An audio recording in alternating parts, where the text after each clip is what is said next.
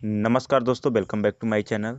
दोस्तों, इस चैनल पर सीएचओ तथा स्टाफ नर्स की स्पेशल क्लास चलाई जाएगी।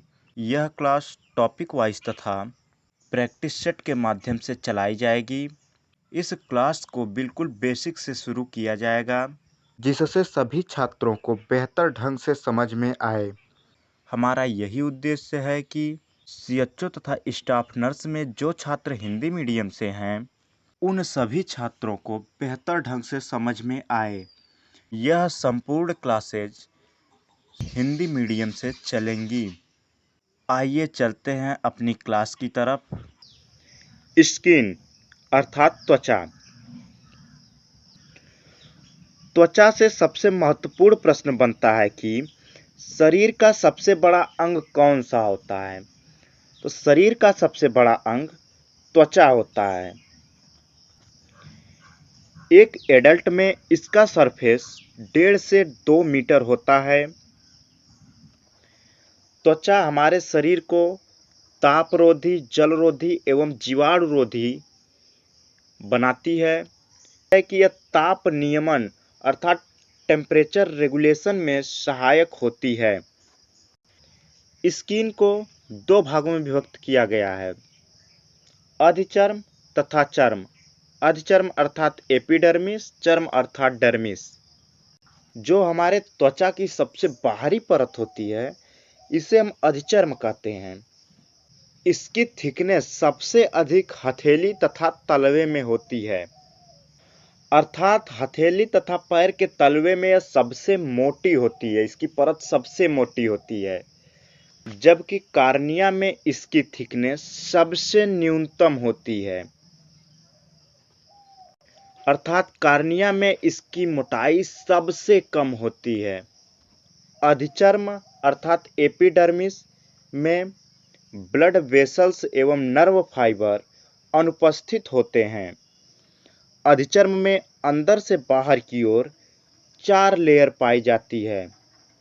सबसे पहली लेयर है अंकुरण स्तर या मैलपिग्गी स्तर, दूसरी कड़ी स्तर या स्ट्रेटम ग्रेन्युलोसम, तीसरी स्वच्छ स्तर या स्ट्रेटम लूसिडम, चौथी किड़ स्तर या स्ट्रेटम कर्नियम होती है।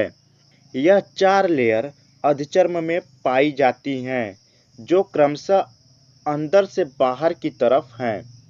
अब अगली टॉपिक है चर्म या डर्मिस। यह एपिडर्मिस की तुलना में 2 से 3 गुना अधिक मोटी होती है। डर्मिस में रक्त वाहिनियां, लसिका वाहिनियां, संवेदी तंत्रिकाएं, श्वेत ग्रंथियां, सीबेशियस ग्रंथियां, रोम, इरेक्टर पिलाई मांसपेशियां, ये सभी डर्मिस में पाई जाती हैं। त्वचा में डर्मिस के नीचे वसीय स्तर अर्थात फैटी लेयर भी पाया जाता है, जो कि वसीय कोशिकाओं द्वारा निर्मित होता है। त्वचा के कार्य, function of skin. Skin human body में अनेक कार्यों का संपादन करती है। इसी कारण से इसे हर फन मौला अंग भी कहते हैं। आइए देखते हैं इसका कार्य क्या है। सबसे पहला कार्य है सुरक्षात्मक कार्य, फंक्शन ऑफ स्किन। स्किन शरीर की बाह्य घर्षणों से सुरक्षा करती है।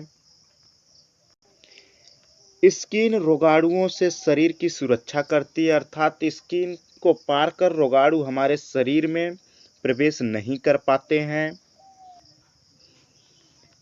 इसका दूसरा कार्य है शरीर के ताप का नियमन, regulation of body temperature.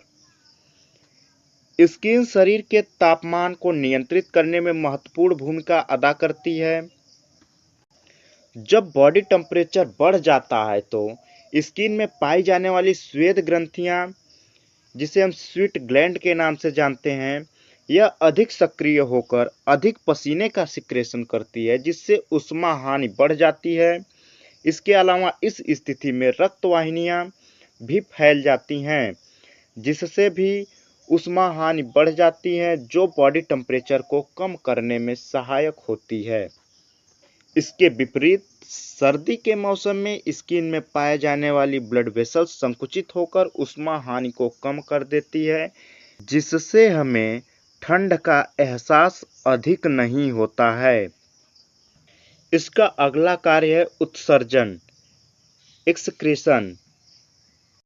Skin पसीने का उत्सर्जन करती है जिसमें जल, लवण व कुछ मात्रा में यूरिया पाया जाता है। इसके बाद अगला कार्य है अवशोषण। स्किन क्रीम, मलहम, तेल आदि का अवशोषण करती है। इसीलिए हम बीमार होने या चोट लगने पर अनेक प्रकार के क्रीम, मलहम, तेल का प्रयोग करते हैं जो अवशोषित करके हमारे शरीर को आरामदायक बनाती है। अगला कार्य है विटामिन डी का निर्माण। स्किन में 7 डिहाइड्रोकोलेस्टेरॉल पाया जाता है जो कि सूर्य के प्रकाश में उपस्थित पराबैंगनी किरणों द्वारा विटामिन डी में बदल दिया जाता है। त्वक संवेदनाएं।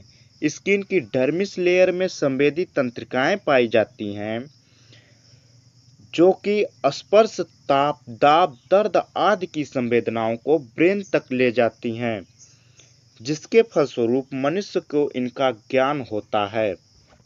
यदि हमारे शरीर को कोई टच करता है या चोट लगती है या हम किसी वस्तु को टच करते हैं तो इन्हीं संवेदी तंत्रिकाओं के माध्यम से हमें ज्ञान होता है। इसका अगला कार्य है पोषक पदार्थ का संचय, स्टोरेज ऑफ न्यूट्रिएंट्स। स्किन में पाए जाने वाले वसीय स्तर में वसा का संग्रहण होता है। अगली हेडिंग है त्वचा के व्युत्पन्न, डेरिवेटिव्स ऑफ स्किन। श्वेत ग्रंथि मनुष्य में होठ, शीशनमुंड आदि को छोड़कर ये संपूर्ण त्वचा पर पाई जाती है। हथेलियों, तलवों, एक्जिला तथा ग्र्योन भाग में तुलनात्मक अधिक संख्या में पाई जाती हैं।